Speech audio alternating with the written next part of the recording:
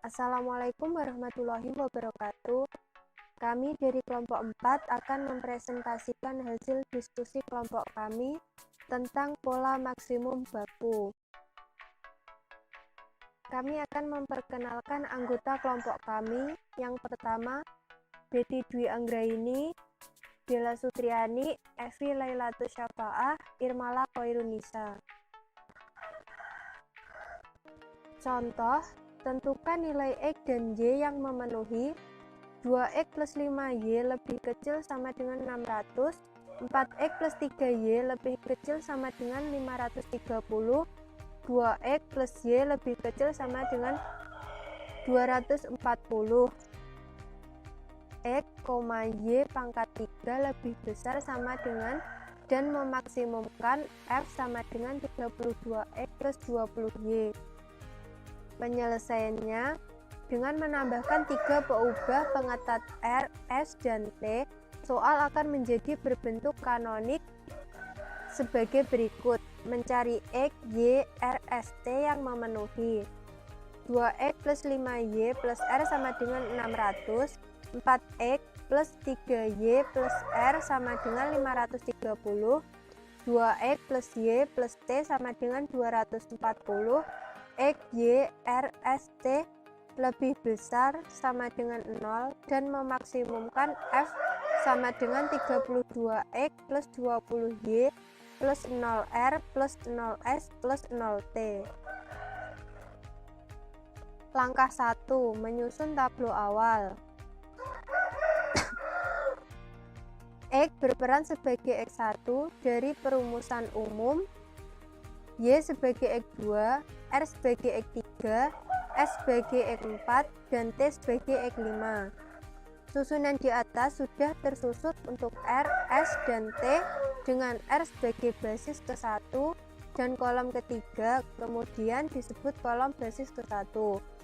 Kemudian S adalah basis kedua dan kolom keempat disebut kolom basis kedua, dan akhirnya T adalah basis ketiga sehingga kolom kelima disebut kolom basis keempat. Langkah yang kedua, menguji keoptimalan. Apakah F sama dengan 0 di atas sudah merupakan F yang maksimum? Ternyata belum. Secara populer hari ini dapat diterangkan sebagai berikut. Nilai 0 untuk F di atas dicapai dengan mengisikan 0 bagi X dan Y. Karena X dan Y bukan merupakan basis, sedangkan koefisien ongkos untuk X dan Y bernilai positif. Jadi, bila saja X dan Y diangkat menjadi basis dengan nilai positif, maka F yang dihasilkan akan lebih besar dari 0. Berarti F sama dengan 0 belum maksimum. Secara umum dapat disimpulkan, bila dalam langkah yang ke-6 masih ada koefisien ongkos yang positif atau dalam langkah yang ke-7 masih ada koefisien yang negatif, berarti bila masih ada ZJ dikurangi CJ yang negatif, maka tablo belum maksimum. Dengan demikian diperoleh ciri maksimum sebagai berikut. Tablo sudah maksimum bila ZJ dikurangi CJ lebih dari sama dengan 0 untuk semua J. Jadi tablo di atas belum maksimum sehingga harus diperbaiki. Langkah 3. Memperbaiki tablo. Memperbaiki tablo berarti mengganti satu peubah basis dengan tujuan mendapatkan suatu penyelesaian basis baru yang layak dan membuat nilai F lebih maju. Dalam hal ini lebih besar. Sudah disebutkan bahwa X dan Y mempunyai kemampuan untuk menaikkan nilai F karena koefisiennya dalam persamaan 6 positif atau karena ZJ min CJ baginya negatif. Jadi X dan Y merupakan calon untuk masuk dalam basis, sama-sama menjadi calon, tetapi yang lebih kuat adalah X karena dalam persamaan 6 koefisiennya lebih besar dari koefisien Y, atau Z1 min C1 sama dengan min 32 lebih rendah dibanding Z 2 min C2 sama dengan min 20 milik Y. Selanjutnya yaitu kunci dalam pemilihan peubah XK yang masuk menjadi basis.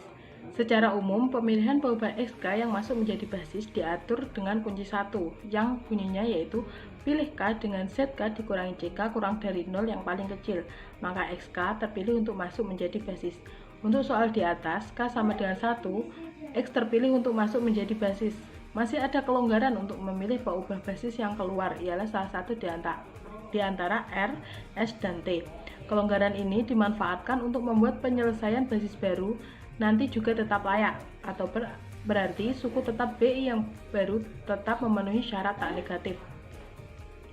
Selanjutnya yaitu kunci kedua yang bunyinya yaitu pilih P dengan RP yang terkecil, maka XP terpilih untuk keluar dari basis. Baris P kemudian disebut baris kunci, dan unsur pada baris kunci yang juga pada kolom kunci disebut unsur kunci. Untuk mengenalinya, unsur kunci ditandai dengan lingkaran atau kotak. Dengan demikian, baris kunci dan kolom kunci sekaligus dapat dilihat. Pada tabel kedua, contoh 4.1, operasi-operasi elementer di atas kolom baris ke-1 dan kedua yaitu R dan S tidak akan berubah karena unsur mereka dalam baris kunci adalah 0. Lalu RS berturut-turut masih merupakan baris ke-1 dan kedua. Lalu periksa pula bahwa ZJ dikurangi CJ untuk periksa pula bahwa ZJ dikurangi CJ untuk kolom basis selalu 0. Kita lihat di tabel kedua, ZJ-nya yaitu 32 dan CJ-nya yaitu 32. Jadi 32 dikurangi 32 yaitu 0. Selanjutnya, dari pengujian keoptimuman, ternyata tabel kedua belum optimum karena masih ada ZJ dikurangi CJ yang negatif. Ialah Z2 dan C2 merupakan satu-satunya. Maka kolom kedua terpilih menjadi kolom kunci, berarti Y masuk ke dalam basis. Disusun R1 dan terlihat bahwa R2 sama dengan 50 adalah yang terkecil, maka baris kedua menjadi baris kunci, berarti S keluar dari basis digantikan oleh Y. Unsur A22 sama dengan 1 ditandai dengan tabel kedua, siap untuk diperbaiki dengan menyusun tabel ketiga.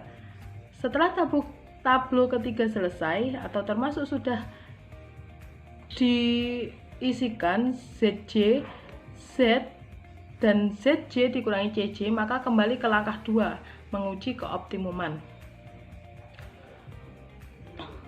Selanjutnya, pada tabel ketiga ini sudah memenuhi syarat optimum karena ZJ dikurangi CJ kurang dari 0 untuk semua J, dan tabel ini kemudian disebut tabel optimum. Kenapa ZJ dikurangi CJ kurang dari 0 untuk semua J sudah memenuhi syarat optimum? Kita kembali lagi ke dalam kunci 1 tadi yang bunyinya yaitu pilih K dengan ZK dikurangi CK kurang dari 0 yang paling kecil.